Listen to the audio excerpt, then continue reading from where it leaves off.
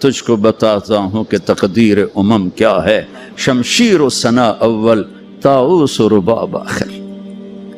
جب قومیں اٹھتی ہیں تو ان کے نغمے تلوار کی جھنکار ہوتی ہے، گھوڑوں کی ہن ہناہٹ ہوتی ہے، ولادیات ذبحان، قربان جو میرا اللہ گھوڑوں کے ہن ہنانے کی قسم اٹھا رہا، ہائے ہائے ہائے ہائے، ولادیات ذبحان فالموریات قدحا فالمغیرات صبحا فاثرن به نقعا ووسطن به جمعا۔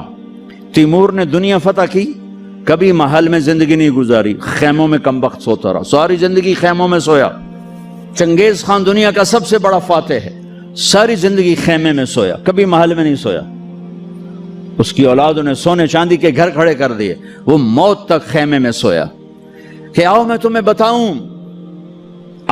بتاؤں کہ قوموں کی تقدیر کیا ہے، بلندی کب آتی ہے، زوال کب آتا ہے۔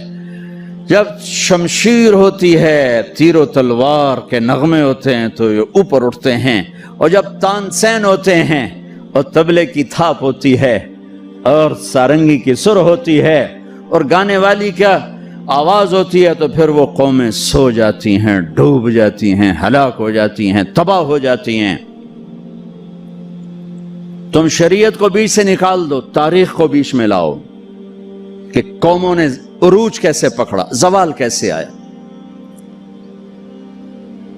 سارے حکمران ڈوبے ہوئے تھے سارنگیوں میں، کنیزوں میں، تو اللہ نے انگریز بھیجا، جاؤ ان سب کو جوتے مارو اور ان کو تخت سے کان سے پکڑ کے اتار دو۔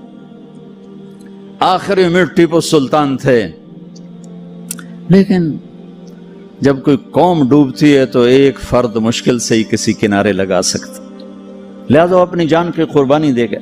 1799 4 مئی 1799 دریائے توی وہاں بہتا ہے، اس میں اپریل کے اینڈ میں سیلاب شروع ہو جاتے ہیں اور فوجیں رک جاتی ہیں، لیکن میرے اللہ کو مسلمانوں کا اقتدار ختم کرنا تھا، تو اس سال موجیں نہیں آئیں، سیلاب ہی نہیں آیا، دریا خشک پڑا تھا۔ اور انگریز کی مدد کرنے والے کون؟ نظام الدین، حیدرآباد کے مسلمان حکمران۔ مرہٹے تو چلو ہندو تھے۔ جب ضمیر سوتا ہے، جب حکومتیں کیوں چھینی کہ ٹیپو جیسے شاہ سوار کے لیے،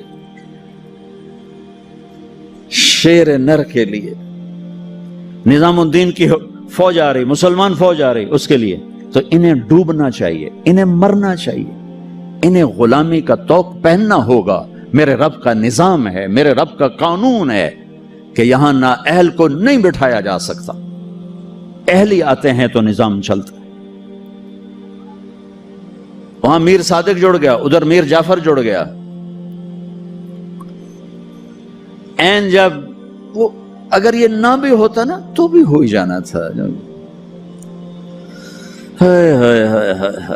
میر صادق نے کہا بھائی وہ تنخواہ لے لو، فوج انگریز نے حملہ کیا، وہ کہتا آؤ بھی تنخواہ لے لو، سارے تنخواہ لے لو۔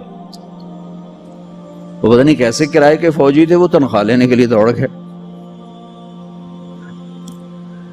ٹیپو کھانا کھا رہے تھے، نوالا ہاتھ میں تھا کہ شور پڑا کہ جی قلعے کی دیوار ٹوٹ گئی، فوجیں داخل ہو گئیں، کھایا نے بھی چھوڑ دیا۔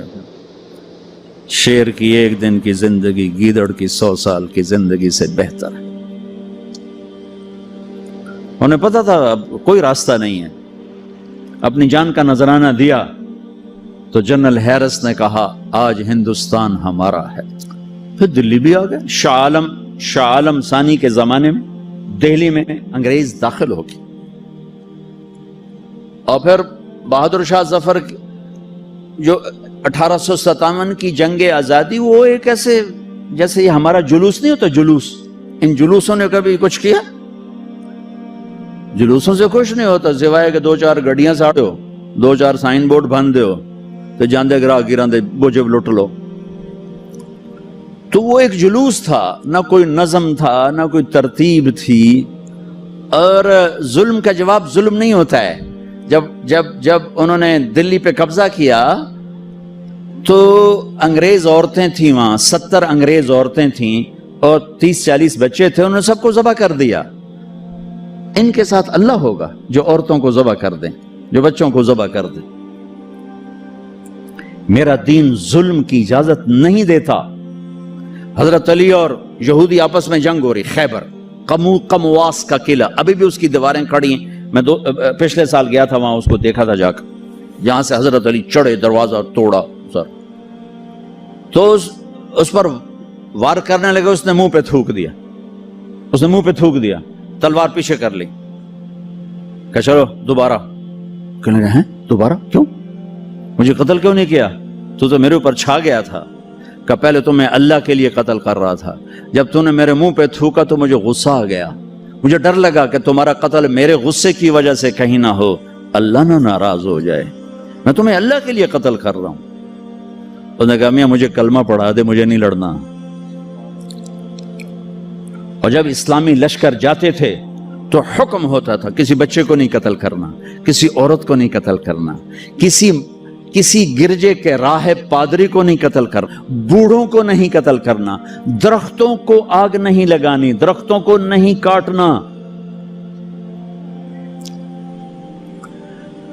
ہاں اس نے ناکام ہونا ہی تھا، لیکن اس میں مرزا الہی بخش، نجف خان، نواب شجاع الدولہ، یہ 3 آدمی اس میں ذریعہ بنے، لیکن وہ نہ بھی ذریعہ بنتے تو بھی وہ معاملہ 4 دن بعد پھر ہو جاتا، 4 دن پہلے 4 دن بعد ہوتا، لیکن ان کے ماتھے پر رسوائی کا داغ لگنا تھا، اور ان کی قبروں نے موت تک نحوست دیکھنی تھی، اور ان کی ہڈیوں نے نحوست دیکھنی تھی۔ تو مرزا الہی بخش، نواب شجاع الدولہ اور نجف خان، یہ انگریزوں سے مل کر انہوں نے راستہ بنایا، اور یوں 1857 پر آ کر مکمل زوال ہو گیا۔